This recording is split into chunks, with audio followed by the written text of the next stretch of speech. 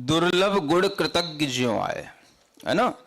यानी अब त्रिशों में पंचेंद्रीय पर्याय कितनी दुर्लभ है, इसका ये उदाहरण दिया जा रहा है। ये उदाहरण भी बिल्कुल सैद्धांतिक है ये, है ना। जिस पर्याय की दुर्लभता के लिए जो उदाहरण बताए जा रहे हैं वही लगाना, एक का दूसरे मत लगा देना कि हाँ भाई हर चीज दुर्लभ है, तो ऐसे नहीं लगा देना। ये उदाहरण उसके लिए स्पेसिफिक है कि त्रस पर्याय में पंचेंद्रीय पर्याय, त्रस में तो 2 इंद्रिय 3 इंद्रिय 4 इंद्रिय 5 इंद्रिय सभी है, तो इनमें सबसे दुर्लभ चीज कौन सी है, पंचेंद्रीय पर्याय। वो कितनी दुर्लभ है, तो आचार्य पूज्यपाद महाराज ने कहा जैसे कृतज्ञ गुण दुर्लभ है। क्या बताया, गुणों में कृतज्ञता होना दुर्लभ है। कृतज्ञता मतलब हाँ उपकार मानना, जो हमारे ऊपर उपकार हुआ है उस उपकार को मानना, स्वीकार करना, उसके लिए बार बार मन में विचार करना और उपकारी का उपकार स्मरण करना, ये अपने आप में बहुत बड़ा गुण माना गया है। सुन रहे हो, हाँ।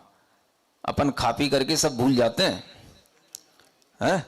हाँ, किसने उपकार किया, किसने क्या दिया, किसने क्या खिलाया, किसने क्या हमें किससे मिलाया, किसने क्या हमारे लिए हित किया, किसने क्या दिया, ये सब जो हम भूल जाते हैं यही हमारी कृतज्ञता कहलाती है। ये कृतज्ञ होता है और एक कृतज्ञता होती है। तो कृतज्ञता अपने अंदर बनी रहना, कृतज्ञता ज्ञापित करते रहना, कृतज्ञता का भान होते रहना, ये दुर्लभ होता है।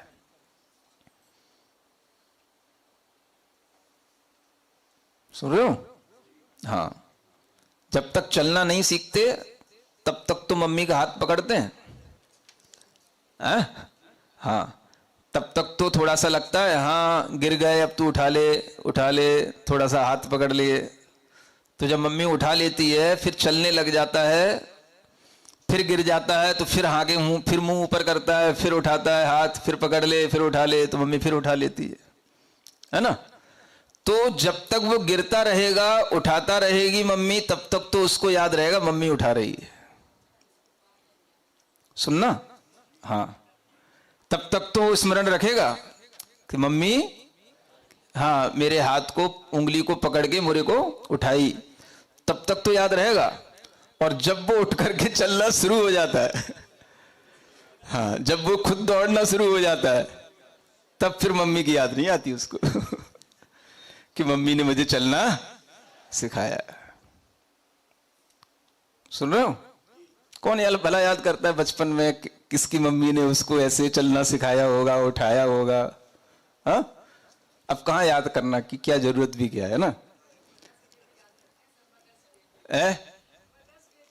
अरे मदर्स डे तो मदरसा वाले मनाते हैं, तुम्हें क्या करना है मदर्स डे से, तुम्हें तो हर दिन कृतज्ञता ज्ञापित करना है, हाँ?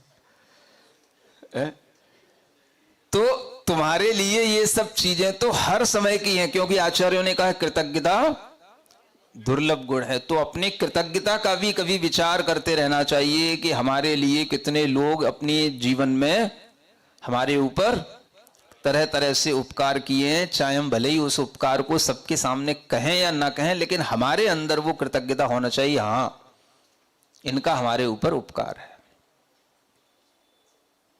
तो ये कृतज्ञ गुण बड़ा दुर्लभ कहा गया है ना। दुर्लभ इसीलिए होगा कि बाकी बाद में तो जब चलने फिरने लग जाते तो सब भूल जाते हैं, है ना, कौन कहां मम्मी और कहां कोई। तो ये सब इसलिए दुर्लभ है।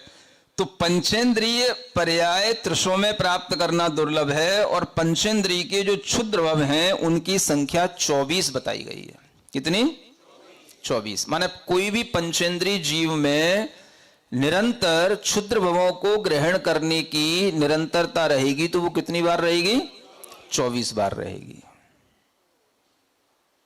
माने पंचेंद्रिय जीव भी लब्धि अपर्याप्तक होगा। पंचेंद्रिय जीव भी श्वास के 18वें भाग में लगातार जन्म मरण करेगा, तो कितनी बार करेगा? 24 बार करेगा। ये 24 उसके क्षुद्र भव कहलाएंगे।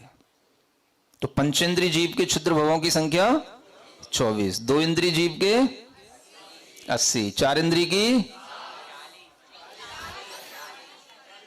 बस लाइन से रटोगे तो कभी पास नहीं होगे। बुद्धि को हमेशा अलर्ट रखो, क्वेश्चन को ध्यान में रखा करो क्या पूछा जा रहा है ना। हाँ। तो 2 इंद्री के बाद 3 इंद्री आती जरूर है, लेकिन हम क्या पूछ रहे हैं? 4 इंद्री। 4 इंद्री के क्षुद्रभवों की संख्या 40 है ना, और 1 इंद्री के टोटल तो 66,132। लेकिन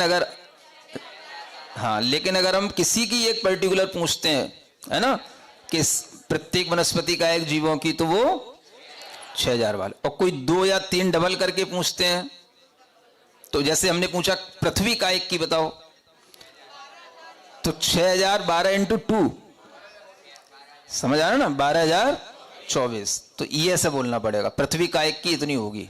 हाँ, तो इस तरह से अपने को इन सब क्षुद्र भवों की संख्या भी याद करनी, और किस तरह से एक इंद्रिय से त्रस का उदाहरण दिया गया और त्रस में भी पंचेंद्रीय पर्याय का उदाहरण दिया गया। ये उदाहरण अपने अलग अलग कॉन्टेक्स्ट में जो बताए गए वो ध्यान रखने, ठीक है ना। आगे और भी इसी तरह के उदाहरण आ रहे हैं और आगे का वर्णन आएगा, वो आपको अब आगे कल से थोड़ा